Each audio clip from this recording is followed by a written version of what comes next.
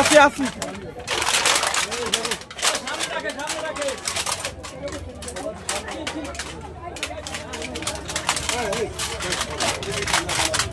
বাংসুর করছে কারা বাংসুর করছে কারা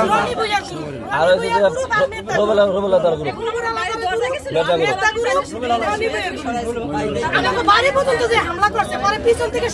বড় ভাই ঘরতামাই তো গেছে আমার বড় ভাই একটা ঘরতামাই গেছে এই ভাবিদের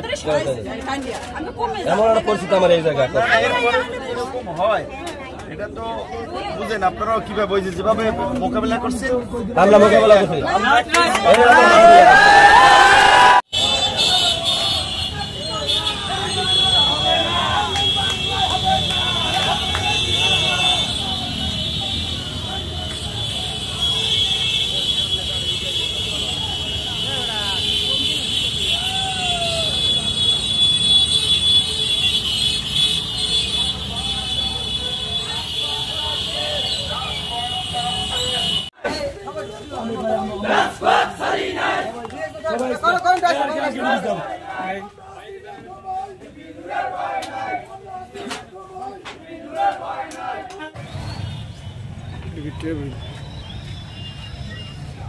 এগুলো হালাই দিছে আমাদের অফিসে টিভি ছিল টিভি নিয়ে গেছে ব্যাটারি ছিল সব চুরি করে নিয়ে গেছে এটা আমাদের চরকাজল ৮ নং ওয়ার্ড হাজিরাট বাজার আমাদের এই ক্লাব রাত্রে আইসা ভাঙচুর কইরা ব্যানার ট্যানার সব পুরা বলাইছে আমাদেরকে গতকাল রাতে আবার বাড়ি আমাদেরকে হাজিরাট বাজারে থাকতে দিবে না ঈদ উপলক্ষে বাড়ি থেকে উঠে নিয়ে যাবে আমাদেরকে হামকি দুমকি আমরা এই জন্য তীব্র নিন্দা ও প্রতিবাদ জানাই এবং আমি কি আগামী কালকে আমি রাতে হামলার শিকার হয়েছি আমার দোকানের সামনে গতকাল রাতে আমার দোকানের সামনে ভাঙচুর করছে এবং আমাকে হুমকি দিয়েছে আমার মোবাইল নিয়ে যাওয়ার চেষ্টা করছে আমার পোস্ট আমি বিএনপির যেন পোস্ট করছি আমি ওগুলা কাইটালাই যেন ওগুলা আমাকে হুমকি দেওয়া হয়েছে সোহাগ হাওলাদার রিয়াজ মিজি তারপর ইশতাক রহমান রাব্বি কাসেম ব্যাপারী ওই পরে হইছে হারুন কোন সময় পরশুদিন রাতে 12:30 দিন রাতে 6 নম্বর যেটা আমরা এর আগেও বলেছি যে চরকাজুলে আরো কয়েকটা ভাঙা অফিস দেখিয়েছি আমি নিজে পরিদর্শন করতে আসছি হ্যাঁ আপনারা এটা দেখেন দেশবাসীও দেখেন যে এই বিএনপির ছাত্র দলের এক সময়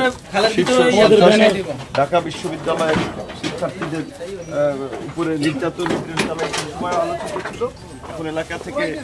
নির্বাচন করবে বিএনপির পক্ষ থেকে সেই জন্য গণ অধিকার পরিষদের জনপ্রিয়তা দেখে এই গণ অধিকার পরিষদের আমরা এই তাণ্ডব চালাচ্ছি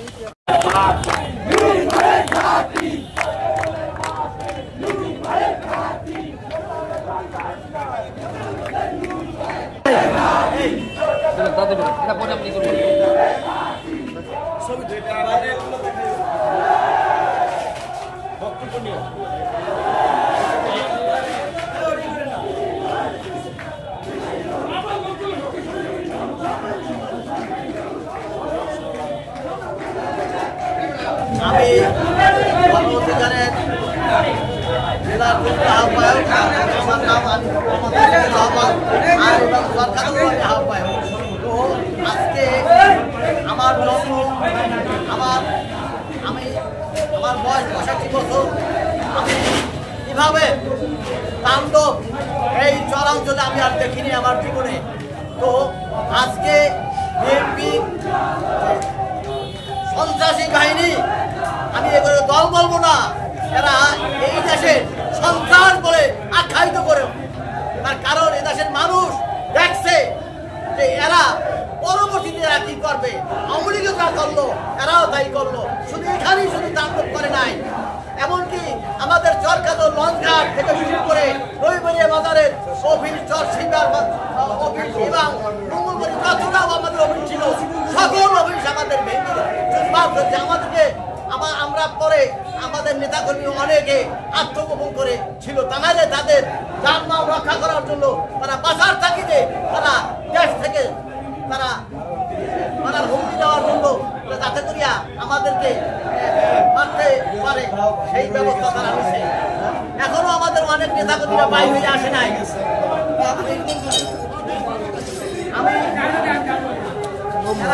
এখানে আপনারা দেখতে পাচ্ছেন একটি যে দাও পাইছে যে কোপানের ফলে ভেঙে গেছে এই যে অফিসের যে অন্যান্য জিনিসপত্র ছিল, চেয়ার টেবিল, এগুলো ভাঙছে। এই যে আমার চর বিশ্বাস ইউনিয়নের পাশের ইউনিয়ন চরকাজল, আমি এটা দেশবাসীকে দেখানোর জন্য আমি এসেছি এবং আমার এই অফিসগুলো আমি ভিজিট করবো। এটা প্রথমেই চর বিশ্বাসের পাশে চরকাজল একটা অফিস এসেছি। এরকমের গলাচিপা 10 মিনায় 17টি অফিস ভাঙচুর করেছে বিএনপির এই এলাকার অঞ্চলের মনোনয়ন প্রত্যাশী নেতা হাসান মামুন। তার সন্ত্রাসী কার্যক্রম এটা দেশবাসীর সামনে তুলে ধরা এবং বিএনপি নেতাদেরকে দেখানোর জন্যই আমি এই অফিসগুলোতে ভিজিট করছি এবং আপনাদেরকেও দেখাবো আমরা ভিডিও এবং এই লাইভে।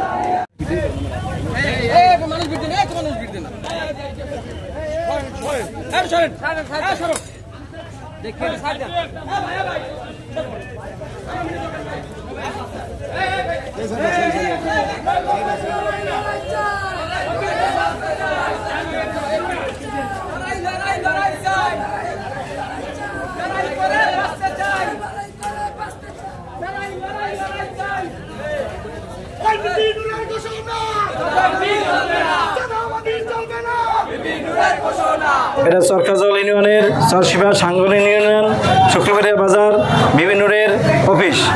এটা একটা ফ্যামিলি বাসা, উপরে একটা মহিলা মাদ্রাসা। এখানে বিএনপির কিছু সন্ত্রাসী বাহিনী হাসান মামুনের নির্দেশে রাত্র 12টা বাজে তখন তারা ভাঙচুর করে এবং আমার মহিলার ছাত্রছাত্রীরা অনেক ভয়ভীতি পেয়েছে। আমি সরকারের কাছে এই বিচার চাই এবং বিগত 50 বছরও আওয়ামী লীগের আমলেও আমরা দেখি নাই এরকম সন্ত্রাসী কার্যকলাপ যারা বিএনপি যা করেছে। এবং আমার নেতা কর্মী চরশিবার নেতা কর্মীরাও তারা বাড়িতে থাকতে পারতেছে না, তাদেরকে ভয়ভীতি দেখাচ্ছে, তাদেরকে মার দেবে এবং হুমকি দেবে, বাড়িতে থাকতে দেবে না, গুম করবে, এই বলে তাদেরকে হুমকি দিচ্ছে দৈনিক। এটা হচ্ছে আমরা 3 নম্বর কার্যালয়। এর আগে দেখিয়েছিলাম চরকাজলের মঙ্গলবাড়িয়া বাজারের যে কার্যালয়, তারপরে ছিল রবিবাড়িয়া বাজারের 2টো কার্যালয়। এটা হচ্ছে চরশিবা শুক্রবারে বাজারের আমাদের আওয়ামী লীগের কমিশনের। এইখানেও একইভাবে একেবারে এই পাকিস্তানি আমলে 71-এ যেভাবে রাতের অন্ধকারে বর্বর হামলা হয়েছে এই অঞ্চলে, এই অঞ্চলের নব্য ফ্যাসিস্ট হিসেবে গজিয়ে ওঠা হাসান মামুনের নেতৃত্বে তার গুন্ডা বাহিনী এই রাতে এই কার্যালয়গুলো ভাঙচুর করেছে। আমাদের নেতা কর্মীদের অনেক জায়গায় বাসা বাড়িতেও হামলা চালিয়েছে।